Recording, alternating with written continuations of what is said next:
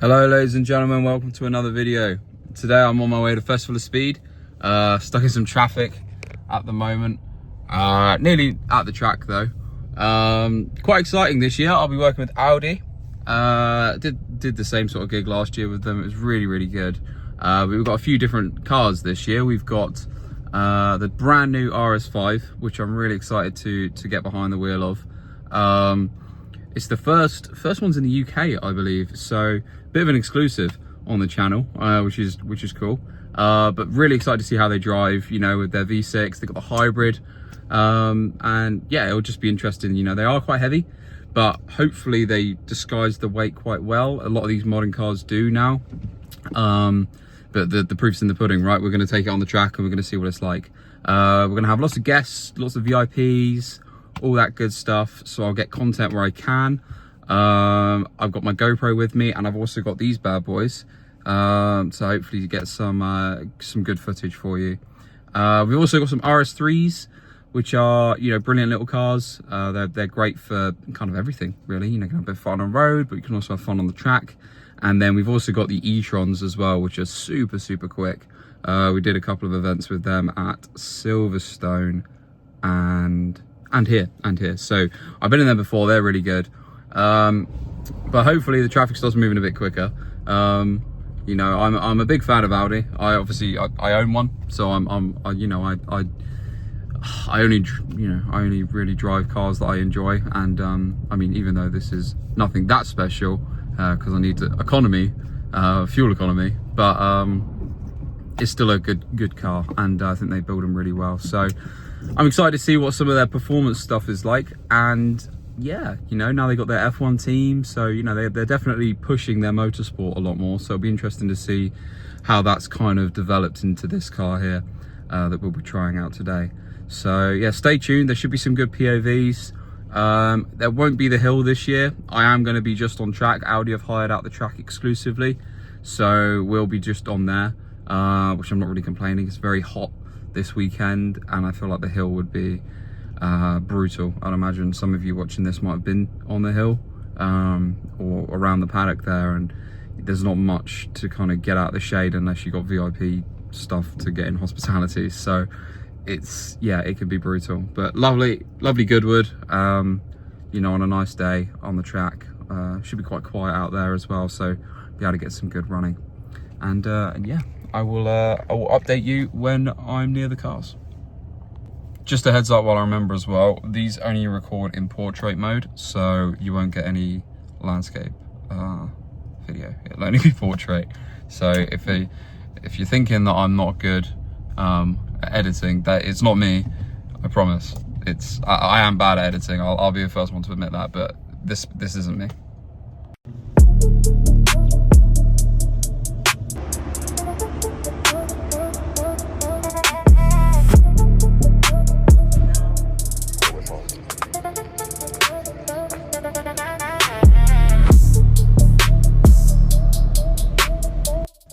So we're in the brand new RS5, as you can see.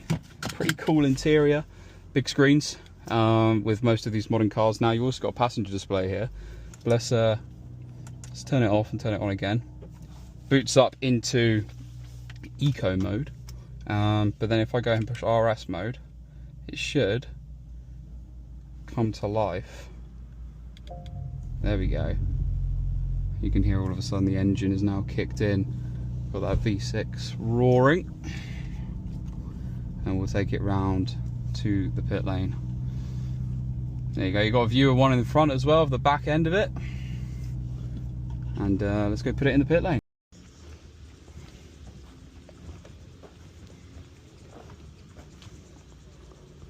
Looks a bit of a beast. Caliper's massive. Lovely estate car. Audi have really smashed out of the park with the design, I think. Awesome cars. Got an e-tron here as well. Amazing. So here we are, new RS5. Just going to do a steady lap around Goodwood. Yeah, sounds pretty good actually. I'm surprised. I didn't know how well it would sound, but it's suppose you probably got a little bit of the sound pumped into the interior. But overall sounds pretty good. Handles quite nice, very responsive on the steering. Gets through the chicane nicely. It's looking like a lovely day today. Track's lovely and warm.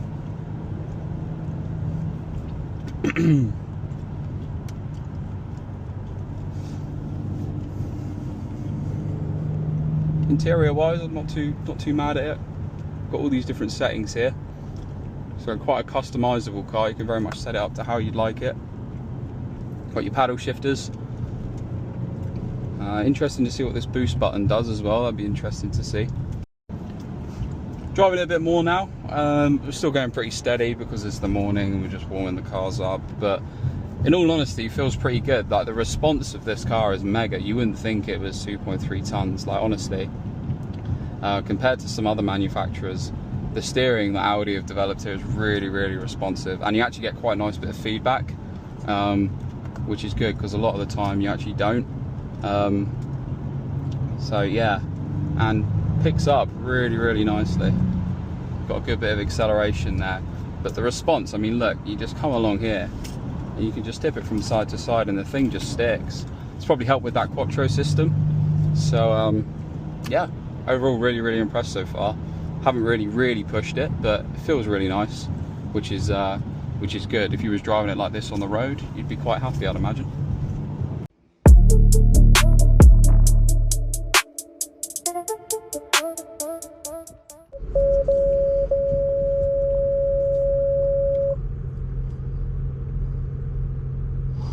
Right.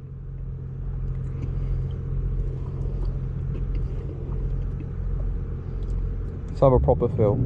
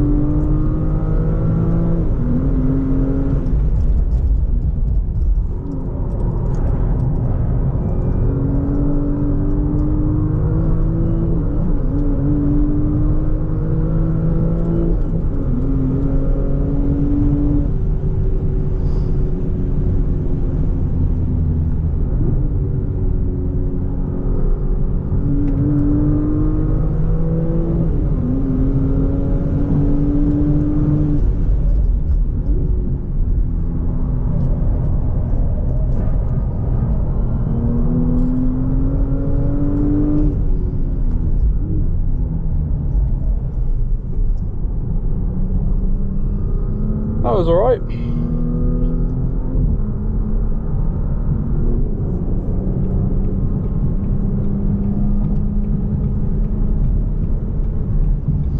Not too bad. It's pretty stable until it's not. It kind of goes in, you get the nose in really nicely, and then it really starts to move around when you're kind of making that minimum speed, trying to keep the minimum speed up. I think it's just the weight really pushing it. You probably saw on a couple of corners there, I'm really kind of, you know, a bit unsure actually on what's going on, to be honest. I don't know if it's trying to put the torque in certain places with the Quattro. It just kind of causes a bit uncertainty through the corner. Brakes, they're okay. I mean, these are on steels. It'll be better on carbons, we all know that. Overall, it's not a bad car. Responsiveness of the steering's really nice. I'd say that's pretty good.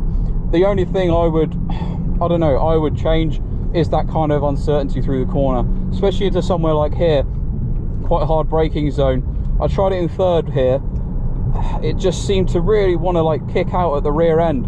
Obviously, it's got a lot of torque, and I have got the traction, you know, switched pretty much off, so it is kind of kicking out a lot, but I wasn't being aggressive on the power really. It was just sort of the weight trying to move it more than anything.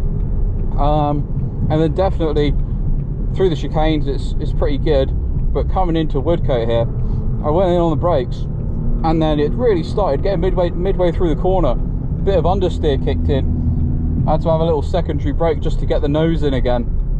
Really interesting on the way that that's handling. So yeah, I mean, it might be a car you just got to get a bit more used to. I think it's probably typical Audi in terms of that Quattro doing a lot of work, but it's not bad. It's not bad at all. It keeps you on your toes, and yeah, overall not a bad car. Quite a cool feature about this car is over here you can see we got lap times. So it's recognized. If I go onto here, you can see where is it? Here you can see it's recognized we're at Goodwood circuit, how long it is.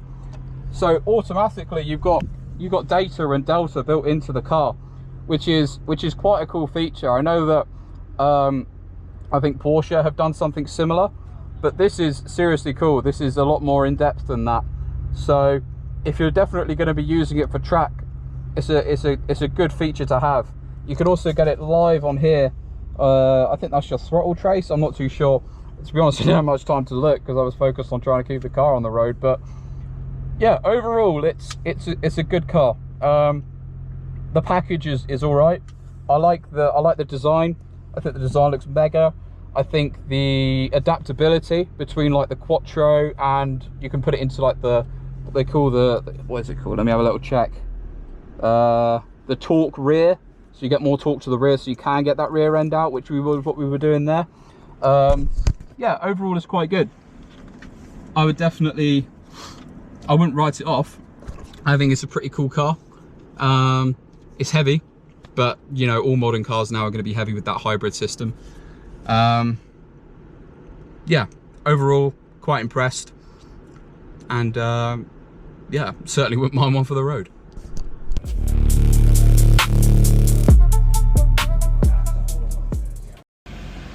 So here we are in the RS3. I won't be taking this one out just yet. Hopefully later on I'll be able to get a bit of footage of me in this car. There's a bug on me. Quite similar to the car I was in, actually. The A3 interior, obviously different wheel, slightly different display. Lovely seats actually. I really like the RS3 seats with the stitching. I think they're really cool, and sort of the inlays in the door and things. The actual exterior as well is really quite cool. Still very aggressive styling from Audi, but I think that looks really nice. And yeah, definitely today one of the most nimble cars I've driven around Goodwood. Really impressed by it.